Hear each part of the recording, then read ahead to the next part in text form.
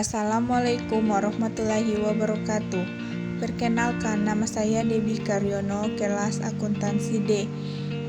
Kali ini saya akan membahas pertemuan 4 kewarganegaraan, yaitu negara dan konstitusi.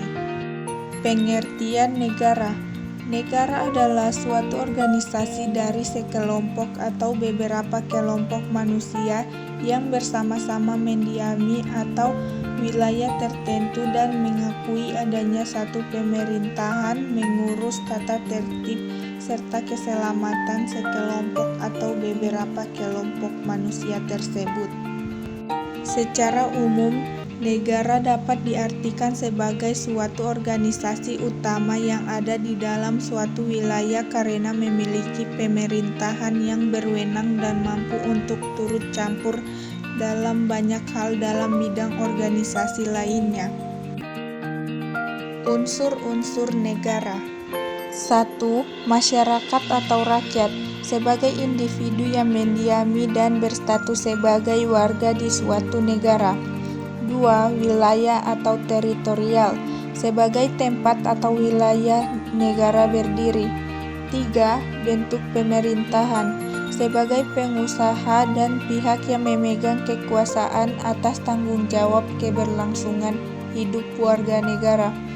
Dan yang keempat, pengakuan dari negara lain sebagai bukti bahwa negara tersebut terbentuk dan berdiri secara resmi dan legal. Pengertian konstitusi. Kata konstitusi berarti pembentukan, yang berasal dari bahasa Prancis yaitu constituer. Belanda menggunakan istilah grondwet yang berarti suatu undang-undang yang menjadi dasar ground dari segala bentuk hukum organisasi yang pada umumnya terbentuk naskah yang sering disebut dengan konstitusi atau undang-undang dasar. Konstitusi memiliki tujuan yang berkaitan dengan yaitu 1. Berbagai lembaga kenegaraan dengan wewenang dengan tugasnya masing-masing. 2. Hubungan antar lembaga negara. 3. Hubungan antar lembaga negara atau pemerintah dengan warga negara atau rakyat.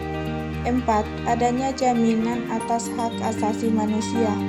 Dan yang kelima, hal lain yang sifatnya mendasar sesuai dengan perkembangan zaman. Semakin banyak pasal yang terdapat dalam suatu konstitusi tidak menjamin konstitusi tersebut baik. Hubungan konstitusi dengan negara. Negara dan konstitusi memiliki hubungan yang sangat erat, di mana konstitusi merupakan dasar negara.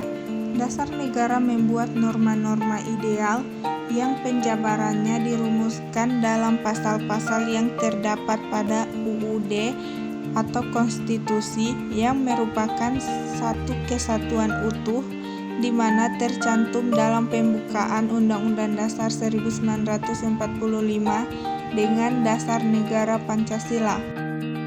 Perubahan konstitusi di Indonesia. Dalam Undang-Undang Dasar 1945 terdapat satu pasal yang membahas tentang cara perubahan Undang-Undang Dasar, yaitu pasal 37 yang berisi 1. Untuk mengubah Undang-Undang Dasar, sekurang-kurangnya 2/3 daripada jumlah anggota MPR harus hadir. Yang kedua, putusan diambil dengan persetujuan sekurang-kurangnya 2/3 jumlah anggota yang harus hadir. Baiklah, sekian dari saya ucapkan banyak terima kasih. Wassalamualaikum warahmatullahi wabarakatuh.